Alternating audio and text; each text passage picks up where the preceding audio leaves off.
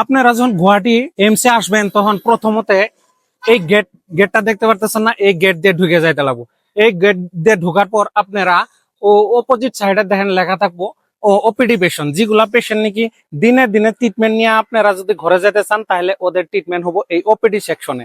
আর যেগুলা নাকি সিরিয়াস ধরেন অপারেশন করতে চান বা এডমিট হইতে চান বা অ্যাক্সিডেন্ট বা ওরকম ধরনের কিংবা মেজর প্রবলেম যদি থাকে তাদের লেগে ডিপার্টমেন্টটা কিন্তু আলাদা। এই ভিডিওটার সাথে থাকবেন, কমপ্লিট এগুলা বুঝাই দেবো কিভাবে আপনারা এমসে আইসে চিকিৎসা হয়ে অল্প টাকার মধ্যে আপনারা ভালো হয়ে ঘরে ঘুরে যেতে পারবেন। চলেন আমরা এখন ভিতরে যাব। ভিতরে ঢুকতেছি।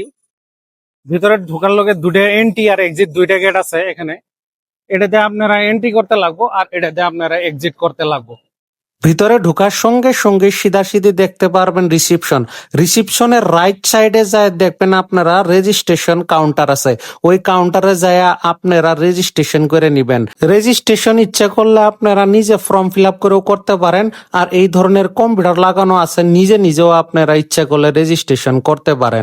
রেজিস্ট্রেশন কাউন্টারের লগেই আছে বিলিং কাউন্টার। গ্রাউন্ড ফ্লোরে এই ব্যানারের রাইট সাইডে আছে অমৃত। ইচ্ছা করলে আপনারা এখান থেকে মেডিসিন গুলা নিতে পারেন অনেক কম দামে। সবচেয়ে গুরুত্বপূর্ণ কথা হলো এটি, যাদের আয়ুষ্মান কার্ড আছে তাদের লেগে এই হসপিটালে অনেক ফেসিলিটি বেশি। হসপিটালের ভিতরে ঢোকার সঙ্গে সঙ্গে আমি অবাক হয়ে গেছি। হসপিটালের ভিতরে ক্লিন দেখে আমার চোখ কপালে উঠে গেছে। এই হসপিটালে সব ডিপার্টমেন্টই আছে। আপনারা যে ডিপার্টমেন্টের বেমার পড়বে সেই ডিপার্টমেন্টে আপনারা চিকিৎসা করতে পারেন। এই যে এই বিল্ডিংটা যে দেখতে পারতেছেন, এই বিল্ডিংটা হলো আয়ুষ বিল্ডিং। এখানে যদি না আপনারা মেডিসিন যদি ওখানে ফার্মাসিতে যদি না পান তাহলে এই বিল্ডিং এ এসে যোগাযোগ করে কিন্তু আপনারা মেডিসিন নিয়ে যাবেন। এখানে কম খরচের মধ্যে পাবেন আর দামও কিন্তু অনেক কম। আর এই বিল্ডিংটা যে দেখতে পারতেছেন না, এখানে ডক্টর গুলা রেসিডেন্সিয়াল হিসেবে থাকে। আর এগুলা স্টাফের লেগে, স্টাফেরা এই বিল্ডিং গুলা থাকে। নার্স, ডক্টর বা মেডিসিন স্টুডেন্ট এগুলা সব এই বিল্ডিং গুলাতে এখানে থাকে। যিটো অনুভৱ কৰিলোঁ, মোৰ দেউতাৰ চিৰিয়াছ আছিলে, ইমাৰ্জেঞ্চিত আনি ভৰাই দিলোঁ। দিয়াৰ পাছত যিটো তেওঁলোকে একেদিনতে যিমানখিনি তেওঁলোকে ট্ৰিটমেণ্ট কৰিছে, গোটেই টেষ্টখিনি কৰাৰ পাছত মেডিচিন তেওঁলোকে দিছে আৰু খুব ভাল অনুভৱ কৰিছোঁ। এইমছৰ নিচিনা ইনষ্টিটিউট তাতে গুৱাহাটীত আমাৰ কাৰণে খুব ভাল হৈছে আৰু মই সদশেষত আকৌ ধন্যবাদ জ্ঞাপন কৰিছোঁ ভাৰত চৰকাৰ আৰু অসম চৰকাৰক। সিকিউরিটি রিজনের লেগে আমি আর ভিতরে দেখাইতে পারলাম না। এখন আপনি দেখে দেখাবো এমস এর বাহিরে কি সুন্দর ভাবে গার্ডেন গুলা করানো আছে। দেখেন অনেক অনেক সুন্দর ভাবে এগুলা গার্ডেন গুলা সিস্টেমেটিক ভাবে করানো আছে।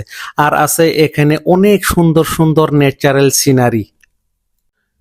এমস এর ভিতরে যদি না আপনারা খাইতে চান তাহলে এই ইমার্জেন্সির সামনে দিয়ে এই রাস্তাটা দিয়ে যায় ওই বিল্ডিংটা যা দেখতে পারতেছেন, এটার ভিতরে একটা সুন্দর হোটেল আছে। ওই হোটেলে আপনারা খানা দানা করতে পারেন।